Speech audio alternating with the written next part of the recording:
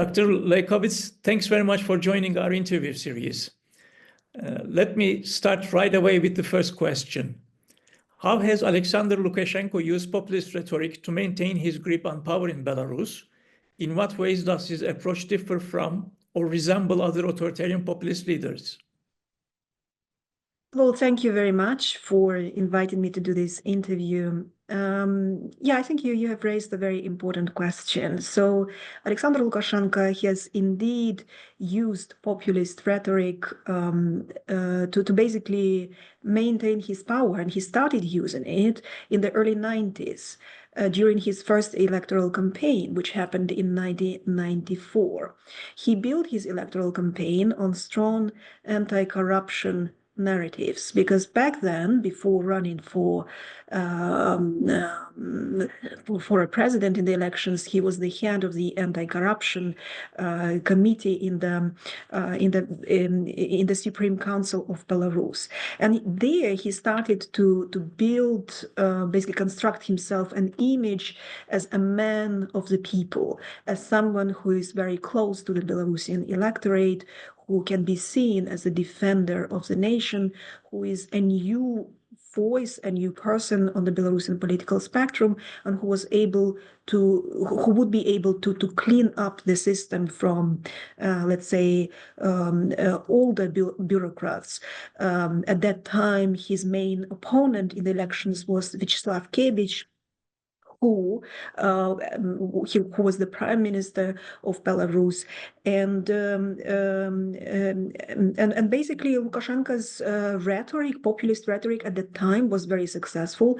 Many Belarusians believed him, and in fact 1994 elections are considered to be the only free and fair elections which happened in the history of independent Belarus, as a result of which Lukashenko indeed managed to win, to come as a winner in the elections. So, and he continued to use this populist rhetoric during the rest of his rule up until now. And one of his most favorite strategies to keep control of the elites in Belarus, to co-opt the elites, was to apply the so-called selective purges.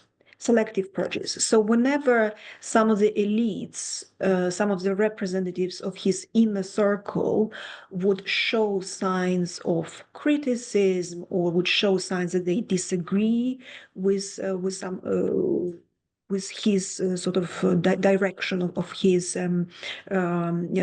political course, he would initiate a public purge, saying that this person is corrupt, this person avoided paying taxes, and Lukashenko, he is able to basically to identify these people, put them into prisons, and he's the fighter. He's able to protect the nation from such parasites. So he has used populist rhetoric as an instrument to maintain and solidify his control. Right. How has Lukashenko's state-controlled media shaped public perception of his rule? To what extent does propaganda fuel populist narratives and suppress opposition voices in Belarus? Yes, media is very important for Lukashenko to keep his power, and starting from early 90s, as soon as he was elected the president in 1994, he began to consolidate his power first of all, by taking control of the media space. And throughout his basically subsequent presidencies, what we can observe is that he began tightening this media space more and more. And after 2020, what we can witness now is that basically all the independent media outlets were labeled as extremist, and most of the journalists from these independent outlets, they are either behind the bars, they were either put into prisons, or they function from exile.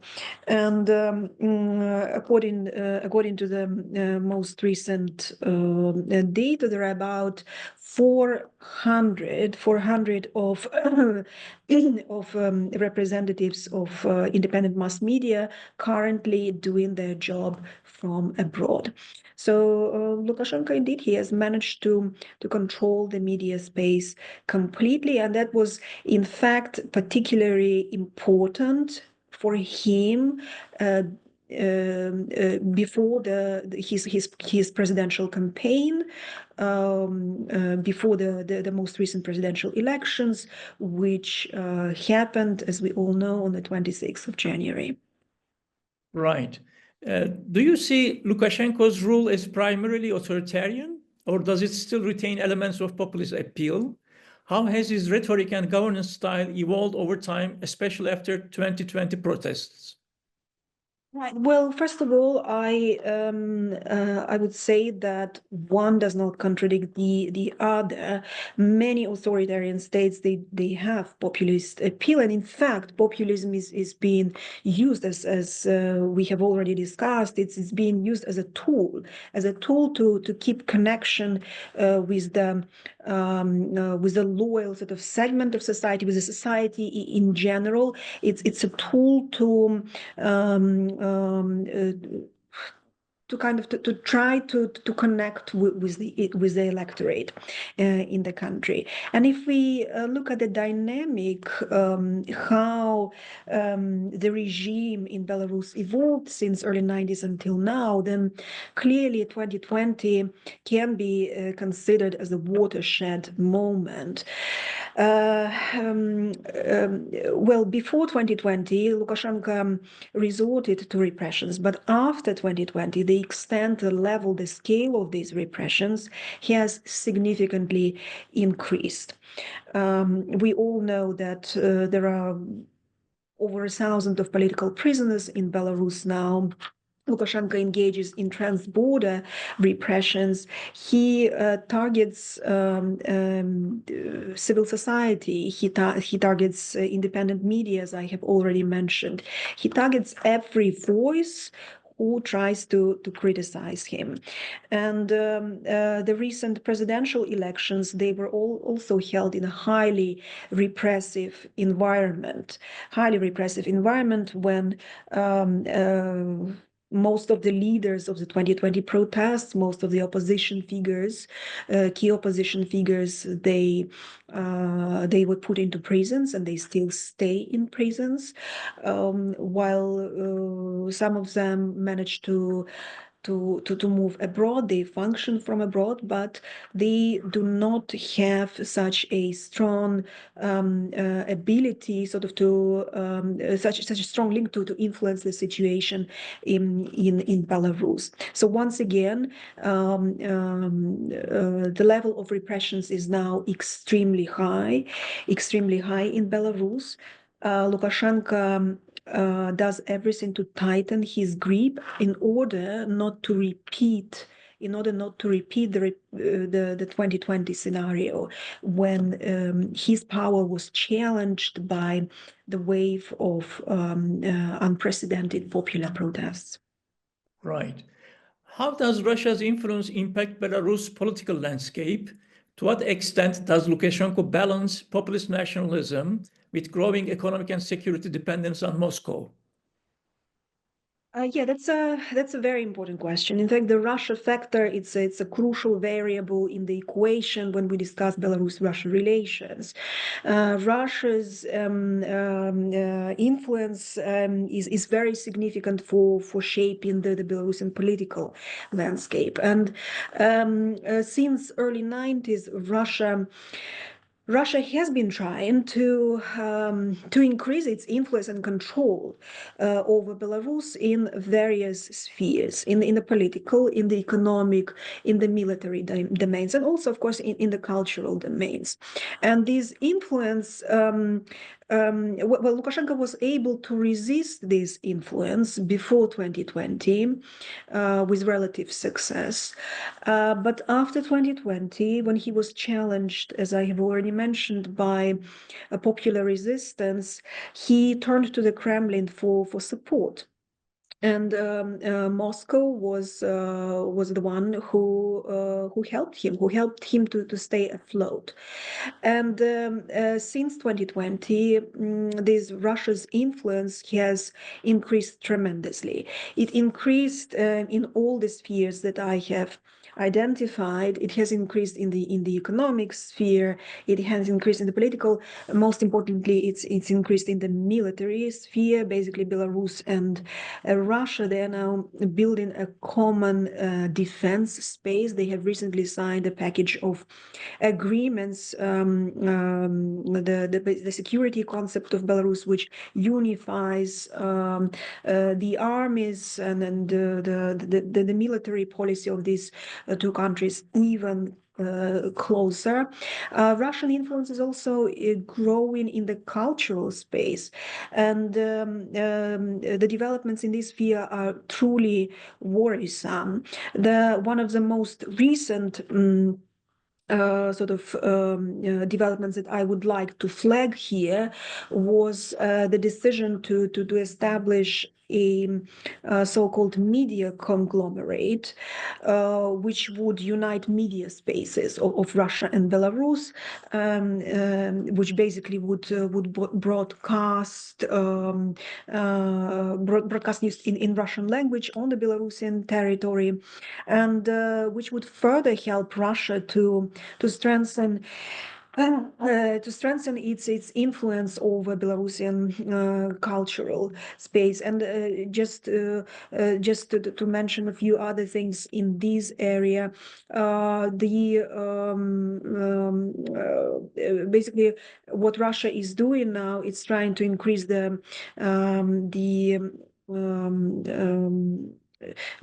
both Belarus and Russia, they are trying now to rewrite history books. There are more and more subjects in Belarusian schools, universities, which are being taught in Russian. So, frankly speaking, what we are witnessing now is the process of turning of Belarus into an extension of Russia's military, economic, and cultural space. All right. As Europe's longest-serving leader, Lukashenko cruised to his 7th election victory in a row in a contest that his exiled opponents dismissed as a sham. EU called the elections neither free nor fair. How would you characterize the recent elections as an academician? Yes, indeed. These elections were not democratic. And for any elections to be recognized, to be considered democratic, they need to adhere to certain international standards. And these elections failed to meet these standards during every phase of the electoral process. And I would like to remind our audience that when we talk about elections, it is not only the E-Day per se, the election day per se, that should be analyzed. It's the whole electoral process starting with the beginning of the electoral campaign. And so once again, I'd like to emphasize this point that the Lukashenko regime has violated those international standards for free and fair elections during each phase of the electoral process, the electoral campaign, E-Day, and post-electoral phase. So if we look at the most common violations, then of course I would quickly like to flag the highly repressive environment, which I have already mentioned, tightly controlled media space, which allowed Lukashenko to manipulate the narrative and deprives the Belarusian citizens of alternative sources of information. The third major point is the process of registration of the candidates. candidates. Although, in addition to Lukashenko, there were 4 other candidates running in these elections. Of course, they cannot be considered, recognized as real opponents, real challengers of Lukashenko. Not serious. Absolutely, they were not serious. They're just spoiler candidates, and their main goal is to be there to create this illusion of political competition. In addition to that, independent electoral observers, independent election observation, for instance, within OSCE or DIR mission, it was not invited to participate in the elections on time. The regime in Belarus did send an invitation, but too late, about 10 days before the elections. And it is way too late for international observation for OSCE, for such organizations as OSCE or Council of Europe Parliamentary Assembly or the EU to send their independent election observation missions, because their goal is to start observing the electoral process from the very from this phase of electoral campaign. So they start observing at least about a month before the E-Day. So lack of independent electoral observation further compromise the integrity of electoral results and simply help Lukashenko to accomplish his mission and just win in these elections, in quotation marks, with a very high number, which does not reflect the real his real support rate in the Belarusian population. Right. Far-right parties in Europe like Alternative for Germany, AfD, hailed the vote as a victory for democracy and denounced criticism of the election by European officials and the European Parliament. How would you explain the dynamics of relationship between Lukashenko and European far-right parties? Yeah, well, it's an interesting relationship. Of course, far-right parties and the Lukashenko regime, they have certain how to say, synergies in their kind of in their opposition to Western liberal values, in their opposition to Western influence.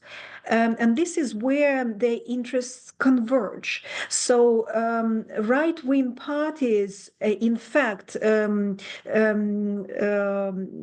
for instance, Germany, it did send some of the electoral observers representing some of these sort of problematic parties to observe previous parliamentary elections in Belarus, which happened last year.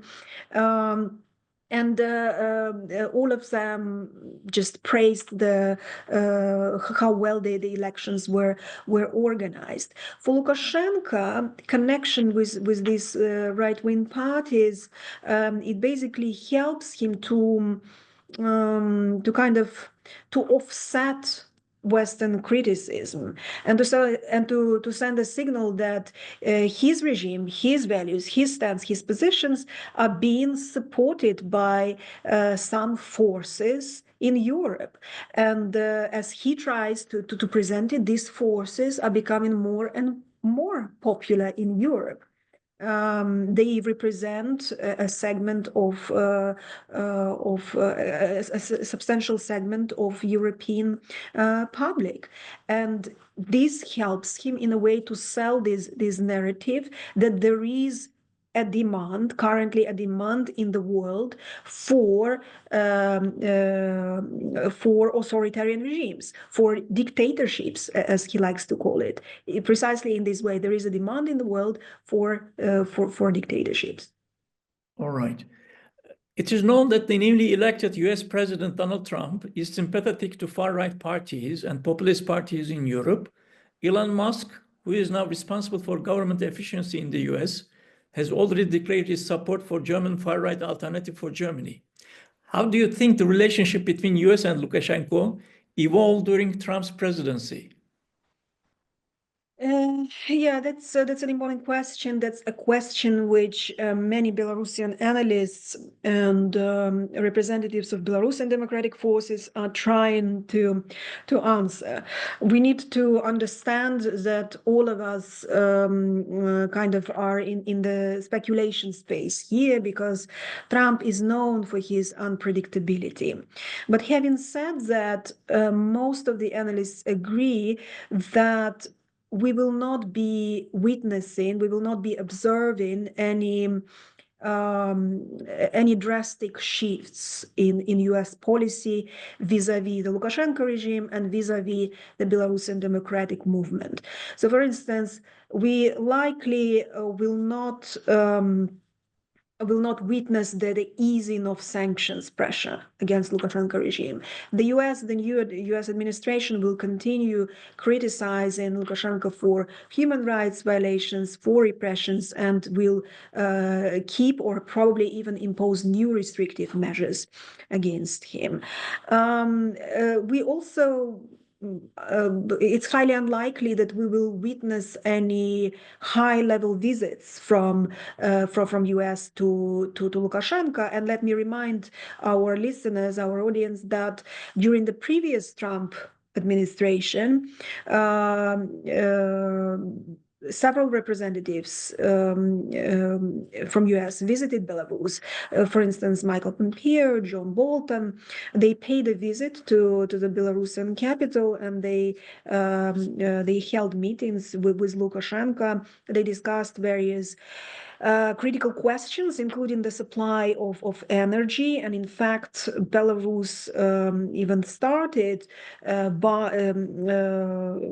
getting some energy from US in order to offset its energy dependence on Russia. So we will not witness anything of this sort during the new presidency. It will likely be the continuation of the approach of the Biden administration. The nature of relations just simply might become a little bit transactional. It is not excluded that US administration might send a signal for opening certain negotiations, but those negotiations will, of course, have very strict conditionality. So any offer which would come from international partners, from the US to the Lukashenko regime, will have a certain strict conditionality attached to it. And as for Belarusian democratic forces, well, they remain hopeful. They remain hopeful that the US will continue supporting them, that US will continue holding the strategic dialogue with the Belarusian democratic movement, which was launched during the Biden presidency. And they also remain hopeful that they will be able to send a message that Belarus remains very relevant for US interests, primarily for this reason, that Belarus serves as a gateway for China's increasing influence in Europe. And because the US is so keen on stopping the spread of Chinese influence, they might understand the importance of supporting Belarusian democratic movement. All right. Given the repression of the Belarusian opposition, what strategies have emerged to challenge Lukashenko's rule? Is there potential for a new populist movement from the opposition, or is Belarus heading toward deeper authoritarian consolidation? Oh, well, Belarus is definitely, under Lukashenko regime, Belarus is definitely sliding down to totalitarian regime. But Belarusian democratic forces, they have developed very efficient methods, and they do their best to challenge the Lukashenko regime. And one of those methods is, of course, very active advocacy on the international arena. During how many 5 years of their existence, as soon as Svetlana Tikhanovskaya was forced into exile, they started very actively building contacts with numerous international actors. They started institutionalizing relations with various organizations. For example, Council of Europe already established a working group on Belarus, which raises such issues as human rights violations in Belarus, the ongoing repressions.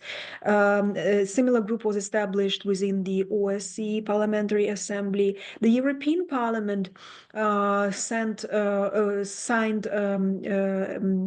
sort of an agreement for cooperation with the Belarusian Parliament in Exile Coordination Council, and in general, this parliamentary dimension of cooperation is very, very strong, and it keeps growing. The Belarusian Democratic Forces created an international alliance, parliamentary alliance in support of Belarus, which includes over 20 various countries, both EU and non-EU. And in each of these countries, in the parliaments of these countries, there is sort of group of friends for democratic Belarus, which also fulfills the function as a vehicle for holding the problems of Belarus high on the agenda, for speaking about Belarus, for attracting international attentions to the problems of this country. And of course, democratic forces, they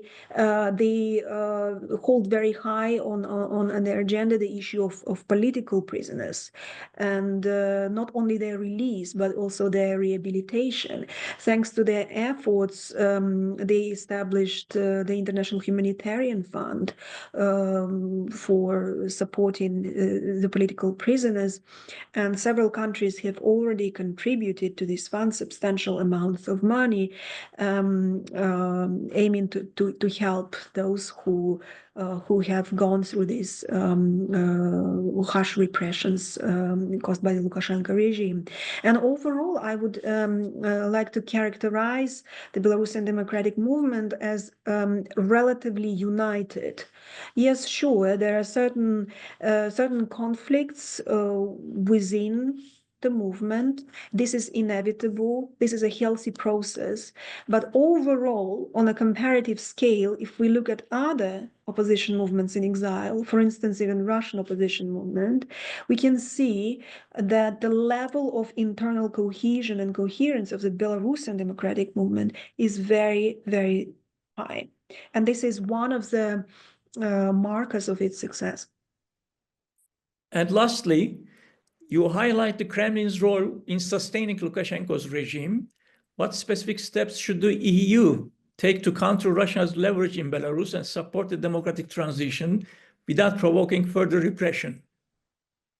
It's a very difficult question. It's a tough balancing act. And in fact, counterbalancing Russia's influence in Belarus might not be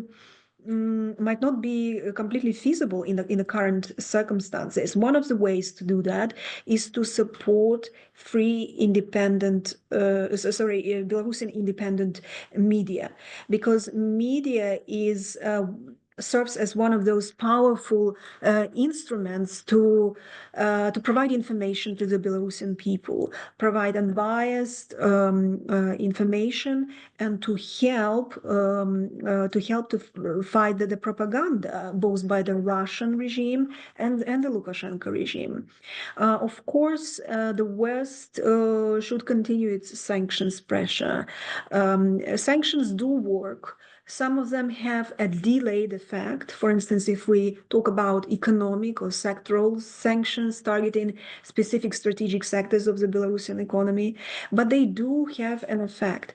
And some analysts would argue that thanks to the sanctions pressure, Lukashenko is now trying to look for ways to open negotiations with the West.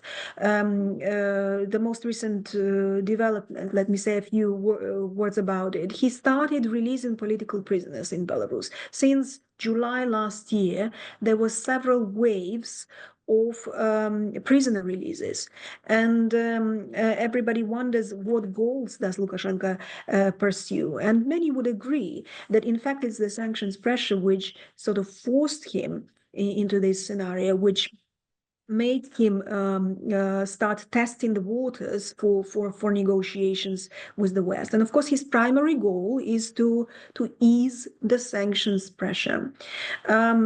So sanctions, once again, sanctions do work. They're one of the efficient tools in EU's foreign policy toolbox, and the EU should continue using it. And well, lastly, I would like to identify another package of instruments that EU can use to help democratic Belarus is, of course, to support the Belarusian democratic forces, to support the civil society, support those Belarusians who are in exile, because these are agents of change. These are the stakeholders who can put real pressure on the Lukashenko regime and who are the future of free and democratic Belarus. Dr. Leukavets, thank you so very much. Appreciate it. Thank you very much.